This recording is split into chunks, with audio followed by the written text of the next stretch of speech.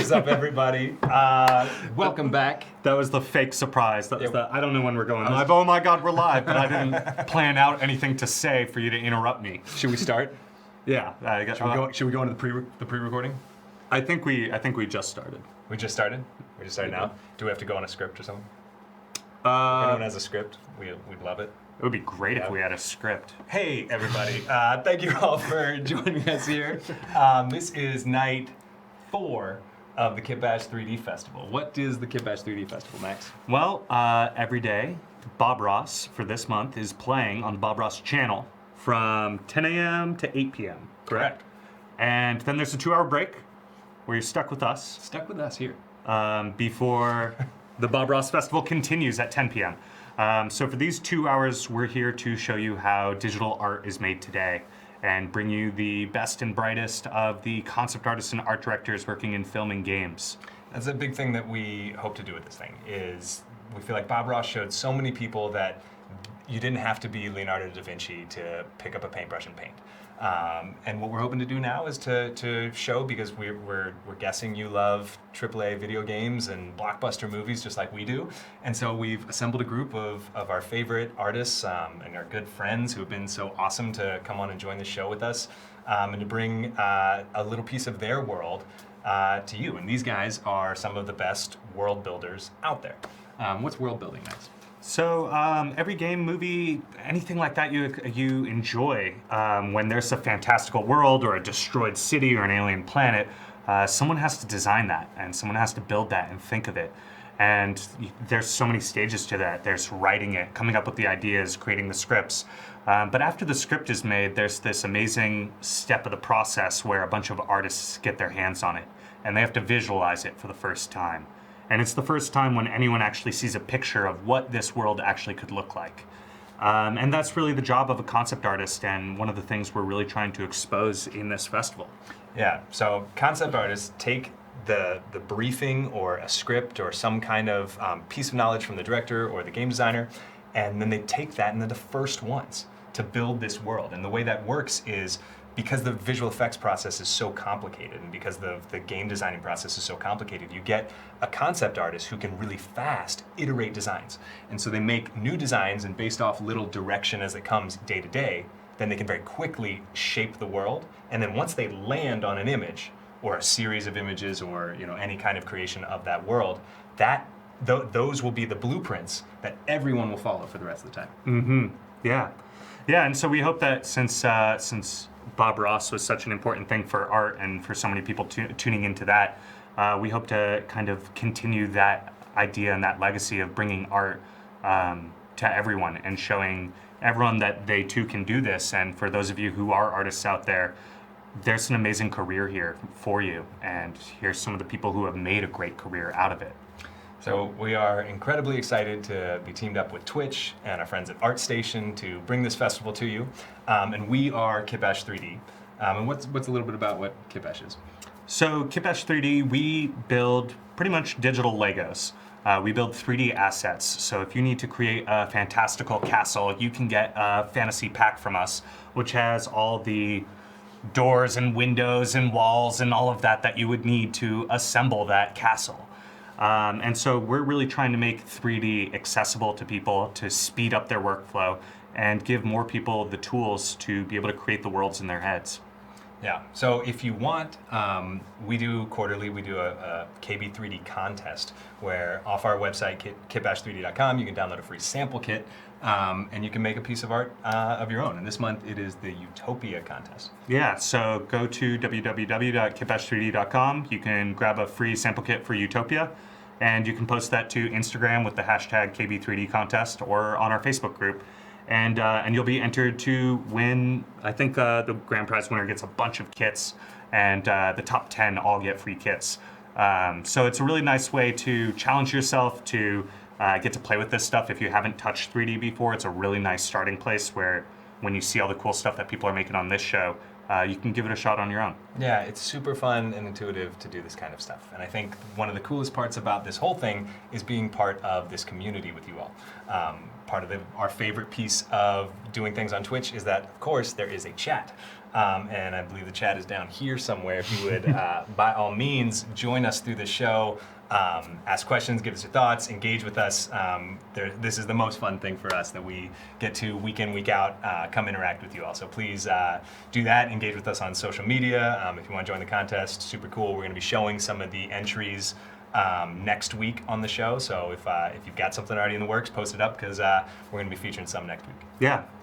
So what do we got today, Max? Well, we have an amazing guest. I don't know how to it's really weird. I'm talking about Jama Jurabaev. Well, I see the joke there. There's a dilemma here because we have a pair of amazing guests tonight.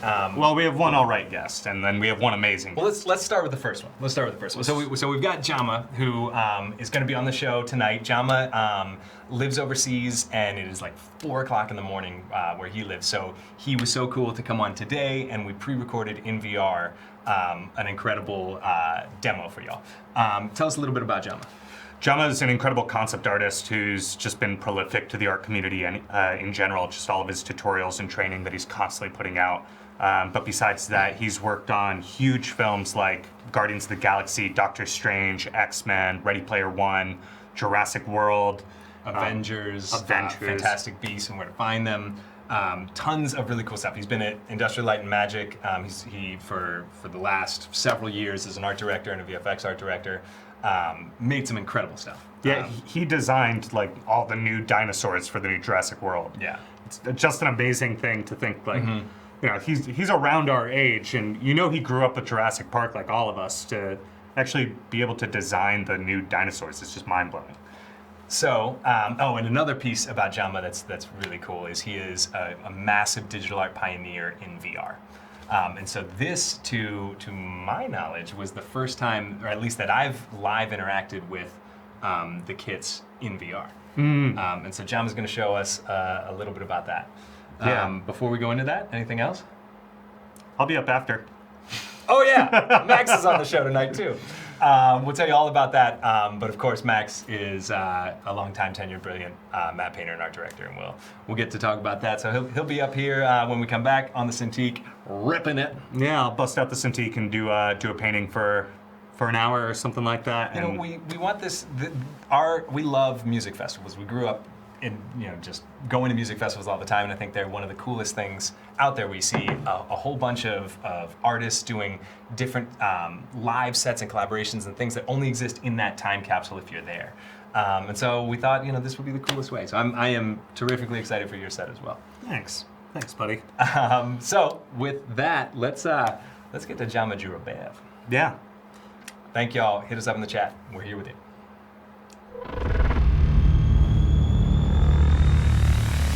Well, Jama, thank you so much for taking some time to jump on the show with us. What time is it over there? It's past midnight time, so it's pretty late at night. In the middle of the night in London. That's how you know that the Earth is round, isn't it? It's not flat.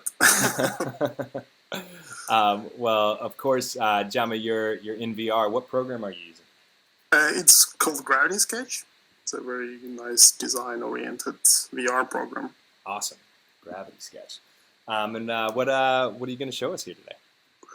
Well, we're going to do some magic actually here because we're going to use one of your sets. And let me just open. I already imported it. So yeah, it's crazy that this stuff is so different from what people used to have, because even menu, you see it's 3-dimensional. So actually, if I pull it closer to myself, you see there is the KitBash set. So all I need to do is I just need to drag it over, and boom, now I'm ready to use it. You see? Bam! Yep.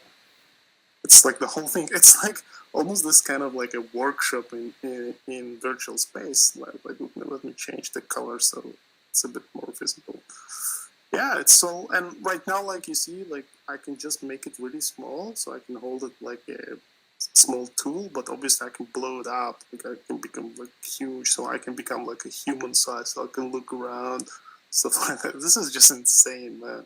For example, I can go here, the bus stop. I can blow it out so it's huge enough so it feels like I'm just a real human, and now I can look around. You see? Yeah. That's insane.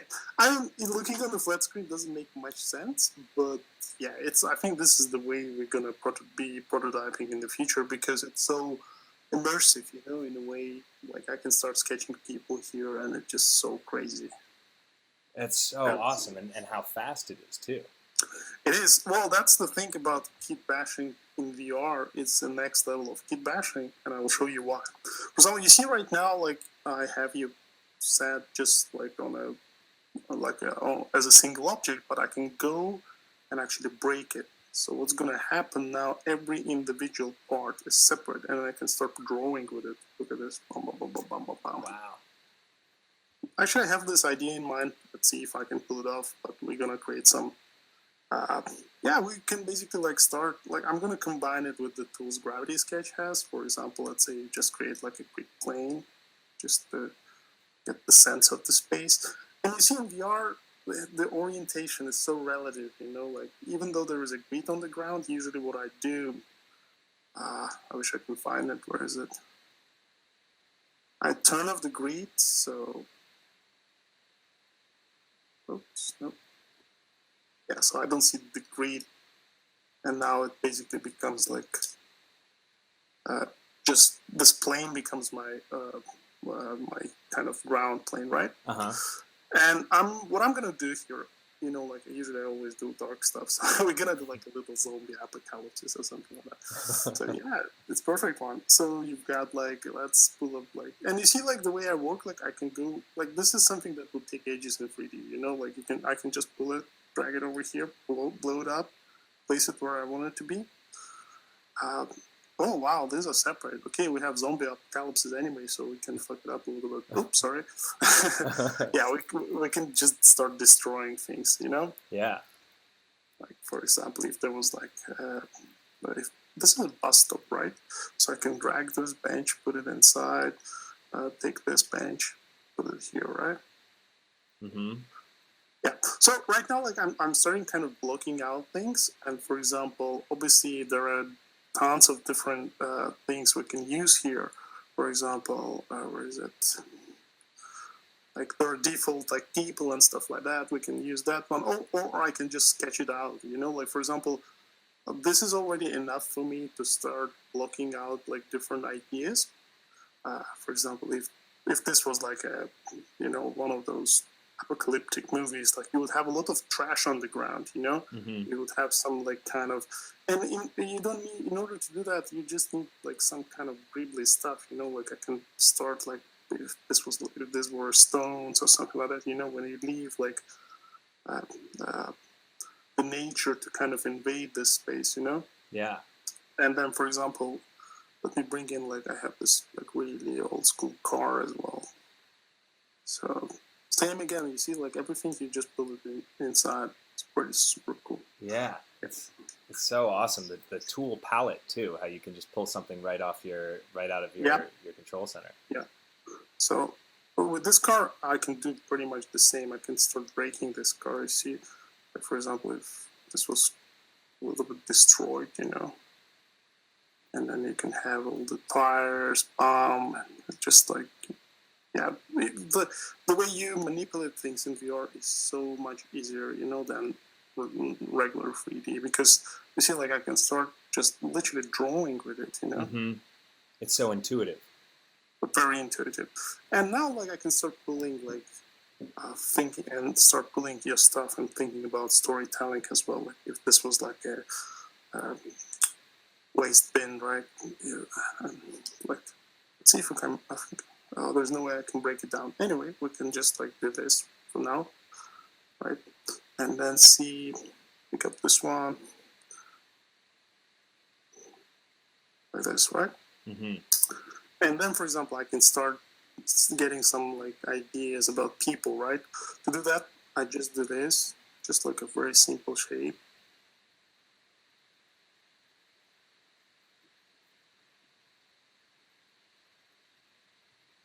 So, for example, if I had a kit bash with people, I obviously would use it, but for now I don't have it, so I'll just, and you know, it's the beauty of this environment that you can sketch things. It doesn't need to be very refined. Right. So you see, I made this guy, so maybe there's a little story. Maybe there are two guys like next to the fireplace. They kind of like talking about stuff, right? Uh-huh. And I can take this guy, just duplicate that, move it over here. Wow. And again, like the immersiveness is amazing, because I can basically what I can do, at any point I can blow it up to human scale, and I will literally be like next to these guys. You see, Mm-hmm. it's so cool. And here, like I can just like create like a little bit of fire or something like that. Yeah, and like for example, I keep showing you this example all the time. Like you can do hands. Like for example, these guys could be like trying to warm their hands, right? Mm-hmm. And grab it like this. Wow. It's unbelievable how fast you can do anything. Yeah, it is super fast. It's crazy. And like you just stay very sketchy first, like, and you can always go and fine tune it. That's the beauty of this program. Yeah, you see there's like two guys that are kind of trying to warm up, and maybe there is a story like this guy spotted something, right? So he's looking and he's going, oh, look there, right? Mm-hmm. It's super cool. Working like this in virtual space with 3D Yep. elements is so cool because you can move around in any kind of way. Exactly. So immediately. I mean, just a few years ago with CPU, Yep. this would have taken forever. Yeah, exactly. And the thing is, like, just like I said, like you grab any of these assets, and what normally would take in 3D a few steps because you have to rotate your camera, get the object, and place it here. That thing is eliminated. Yeah. Like I can start just placing these objects wherever I want them to be. Mm-hmm. And you just And like for example, let's say this was opened, right? Like I literally could draw that thing. It's basically like I have KitBash set, but I'm also not bounded to it. Like I can just start putting like just sketching things. You see? Yeah. Obviously, this is closed here, but I don't care. I can just paint it over like later on. Like if I want to do like a Coke can, I can do my own like KitBash thing. You see? Mm-hmm. Something like that, like this, And and I can. Yep. I think that's so spot on with what we were thinking too. Is we want them to be modules for you to build from. Just a jumping off point. Exactly. And now I can start, for example, scattering them around, bum, bum, bum, bum, Yeah, just like scattering things around is so much easier in VR, Yeah. And you see, also it's very design oriented as well. Like for now, these guys, they look quite simple, right? Mm-hmm. But I can always start thinking in terms of like, who are these guys? Like I can like put like a backpack on this guy, because these guys are always on the move, trying to avoid like someone, I can literally like start designing, maybe like he has some kind of a gun or something like behind him, Yep. So you can create whatever kind of story you want it at. Exactly. And this story is like artistically driven, like because 3D could get very technical. That's why you prefer to use some assets, right? Because you don't want to spend thousands of hours just modeling like a bus stop, right? If your story is all about like about interaction between these two guys and them encountering something, Yeah, for sure. You want just to drag and drop stuff. When you're designing stuff for a project, do you start with the story and really build from there, or do you start with shapes and use the shapes to define where you're headed? Well, it really depends on the project, but I would say no matter what I do, I always try to keep in mind that the story and design aspect is what I need to care about, not the technical part and technical aspect of things. Like if I spend too much time like modeling something which is not like crucial part of the story or design task I'm working on, that means like I'm just wasting my time. Totally. I mean, I would say same with drawing. You know, it's not only like about 3D stuff, but yeah, you see, like the more like details I put, and I love VR because, for example, I can show you like I have these hands here, so I basically just like a part of my own KitBash thing. So I Mm-hmm. have all these like different hands, you know, and I can just like pick up one of them. Yeah, maybe I do this one. Yeah, you know, like I can just create like whatever emotion I want to create like super fast without actually spending too much time modeling these things. You see, Right. Yeah. So just like with that realistic hand changed like the way you kind of interact with these guys. And for example, here I can give him some kind of a tool, right? uh-huh. Oh, I love Like that. That like an hand axe or something, right? that hand kit is awesome. Yeah, it's very handy because like doing hands, it's one of those things. It's so easy to kind of make it boring because they need to be gestural. You know, they need to be.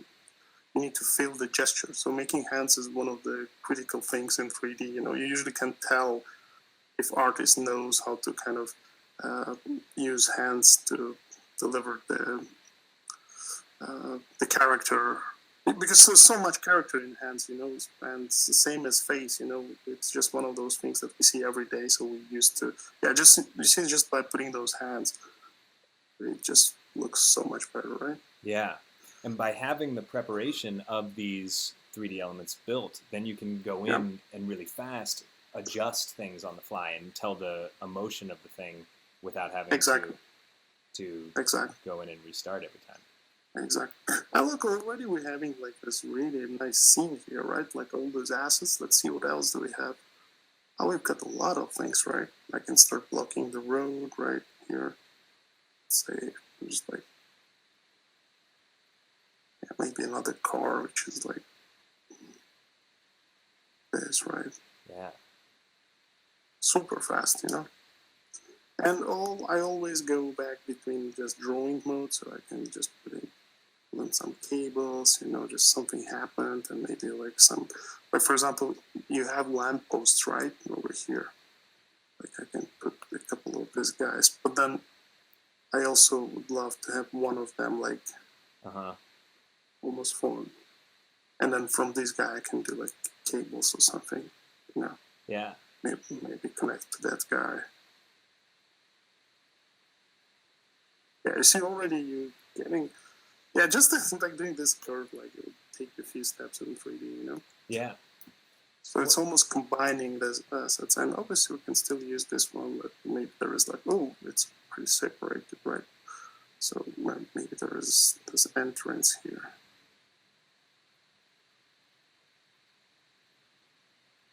Yeah, and as a storytelling, I think maybe there is a guy here who kind of looking at them, right? So Uh-huh. I can literally like take one of those guys. So whatever I do in VR, it becomes my own KitBash, right? So because I drew this guy, so I can just take like, and I'm not worried that uh,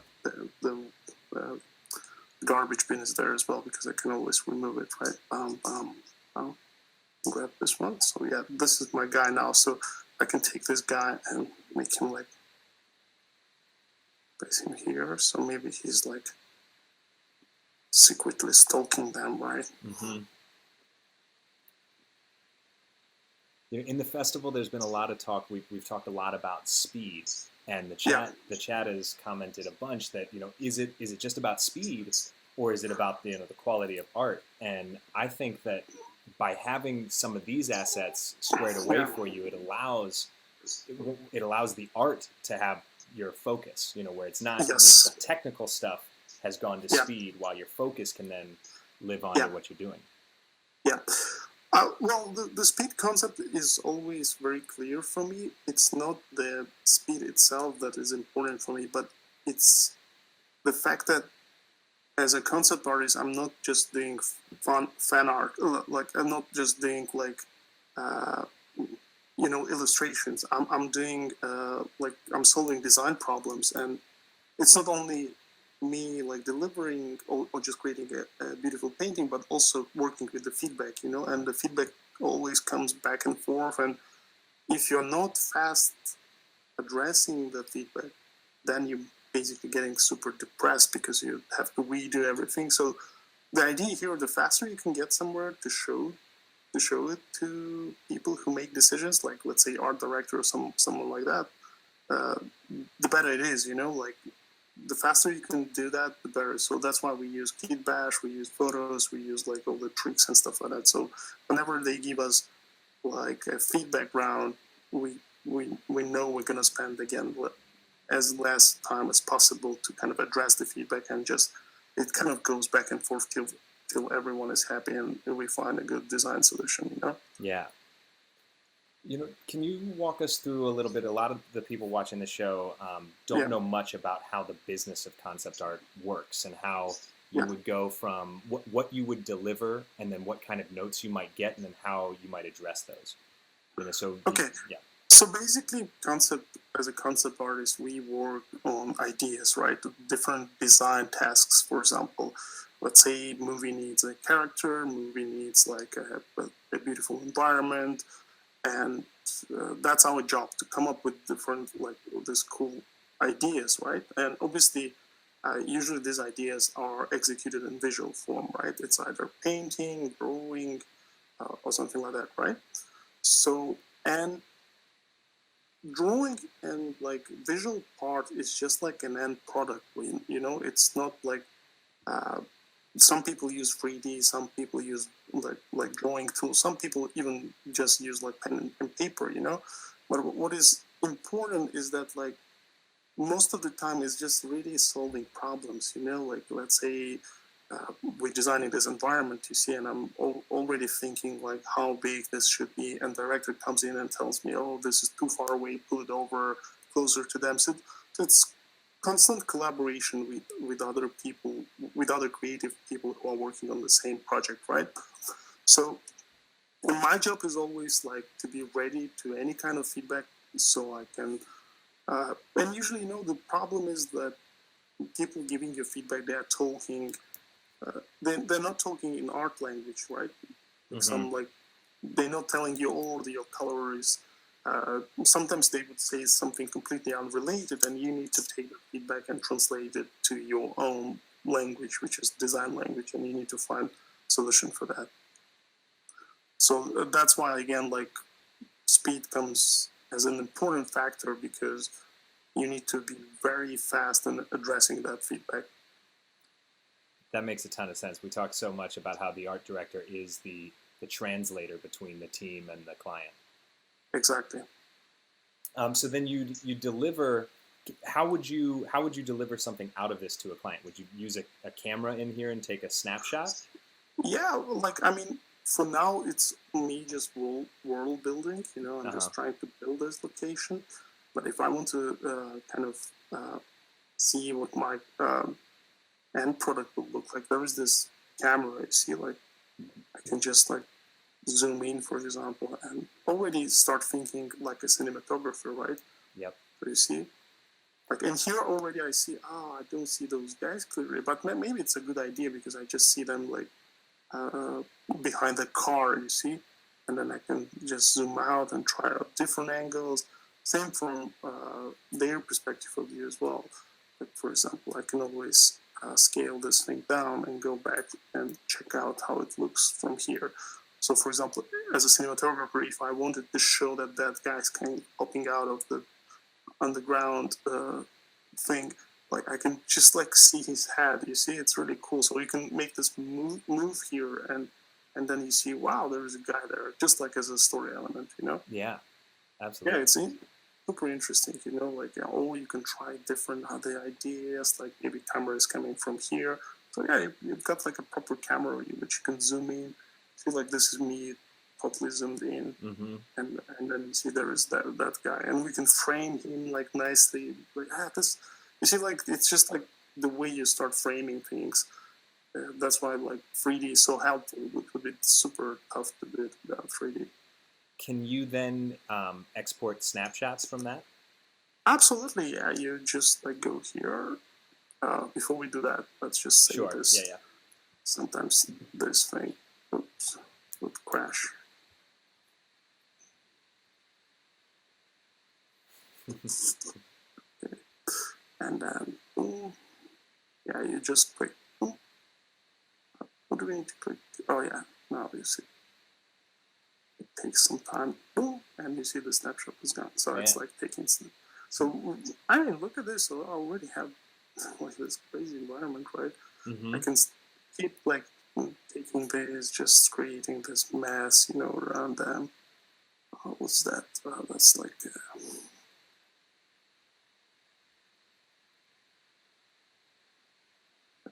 For example, this stuff.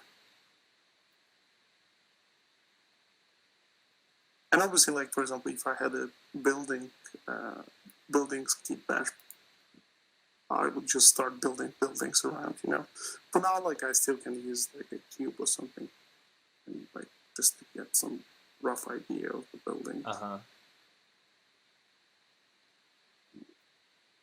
Actually, I think that we can move this stuff around a little bit. Scatter that there. Yeah, it's like my library here, so Yeah. I'm gonna block it out with buildings anyway. The technique of building the stage there makes so much sense. You know, here's the play area, and then next to it are all the tools you could use to build it exactly. Out. Yeah, exactly. I can just quickly pull them over one place here.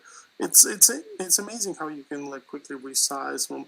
Okay, right now this is a human level. You see, it's cool. I need to look around to see the whole thing. Look at the buildings; they're really tall as well. But then I can always like zoom out and get to like a human level, like a thumbnail mode. You know? Yep. Super interesting. Yeah, and for example, there are so many cool tools like here. For example, one of them is just like, let's say if there was like a drapery or something, you know. Oh, nice. Yeah, contour comes easy. Yes, like let's say these were like banners or something. By the time they just fell apart, you know, and they're just hanging here. For example, this car is kind of covered with like something, right? Yeah. Just so seamless, so fun. Yeah. And you know, like even on these guys, let's say this guy had like a flag or something. Like. Do you run into poly count issues where it gets too heavy? That's a great question because actually all the stuff that I'm creating here right now, apart from the KitBash part, is NURBS, you know, and NURBS are significantly lighter than polygons. It only, like for example, this scene when you save it out on your computer, it could be probably like 15 megabytes, but when you export it and convert it to polygons, it could become like 20, I would say like 200 megabytes, you know? So that's why working in NURBS is quite optimized. And the KitBash parts you guys have here, they're pretty low res, so it handles them perfectly, see? Yeah. We wanted mid poly count so you could use it in. Oh, actually, look at this. Yeah, so they're all modular like that. Yeah, you can break them. Yeah, so you can open it like this, which is cool. And then you can put all the a few Coke cans inside. Super cool. You can even do the shot from like inside the trash bin. That would be super cool. Like let's say if like for some reason someone would be there, right? Yeah, look at this. The more and like I can design buildings, but it just takes time. I mean, we can see that how this would go and where you could build this in and what the possibilities are. You know, I know we're limited in time here with you, as you are one of the busiest guys in the business. You got to jump on another plane. Unfortunately. But this is so cool, and you can see how quickly you could build up storyboards out of this. You could build a scene, and then you could reuse the pieces over and over, and reuse the scene over and over in ways to tweak it really fast. Exactly. So basically, the idea here is that like whatever you create, like let's say you see I created this guy, that becomes your KitBash part. You know, like for example, if I do like a gun design, like very simple gun design, pam pam pam. This becomes my KitBash part. Like I can group it, and now you see like I can either use it here or like give it to this guy. you know. Yeah, I see what you mean. That as you're going, you're building a kit that you can then Exactly. use. Exactly.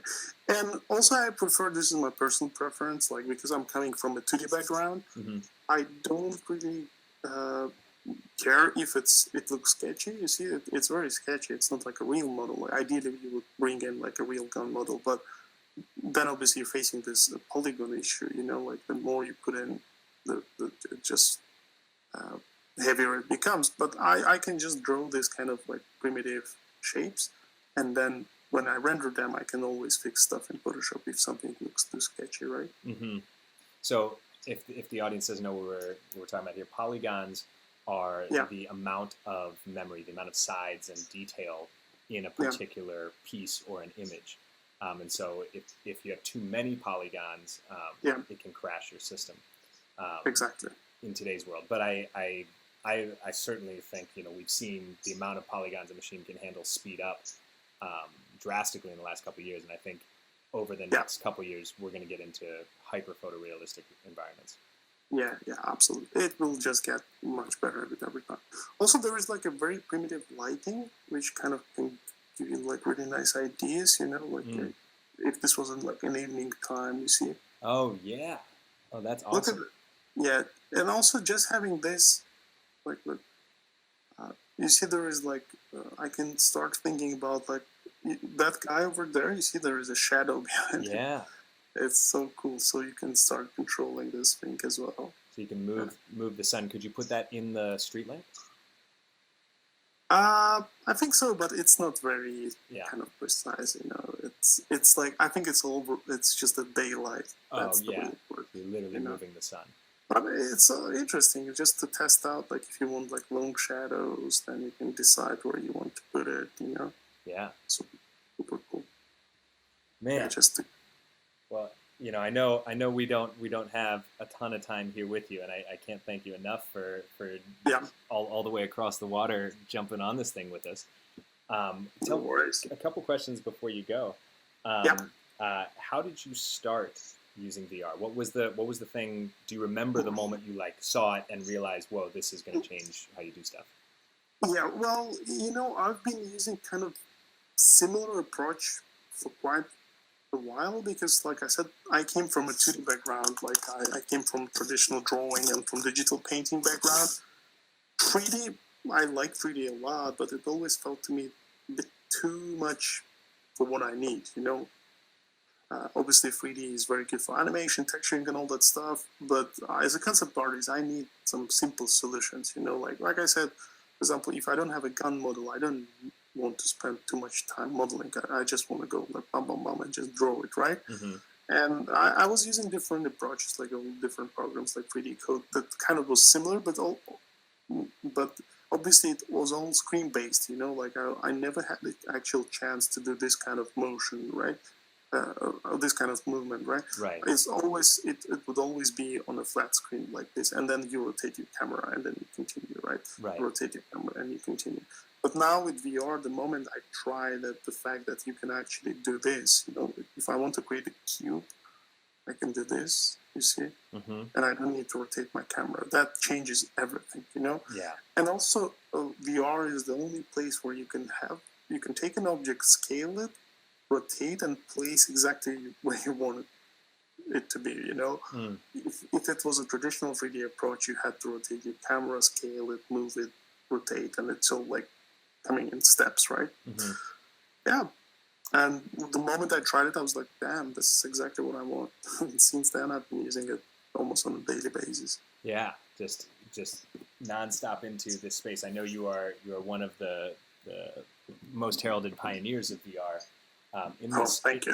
in this space, what do you see coming next for VR? What do you think the next 12 to 18 The months next, are going I think from now on, it's just natural that the app's gonna get better. Like Gravity Sketch is already awesome, but with every year they're gonna be releasing new tools and new stuff.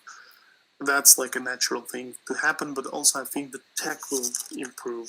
You know, so right now I'm using Oculus, which came out like 2 years ago. to? Mm-hmm. It's either gonna be VR or augmented reality. It's really the question of time and whatever is better. You know. Mm-hmm. Yeah, I think like technology and the tools they will keep developing. Obviously, this will open a lot of opportunities for us as an artist. It will be kind of opening new ways of doing things, and also creatively, people will need like someone to create like those worlds. That's why it's a good news for all of artists. Totally. Yeah, I think the world building space is about to explode as the consumer audience gets more and more into virtual space.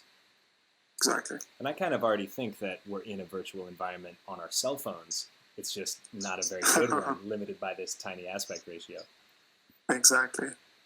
Well, super exciting times coming.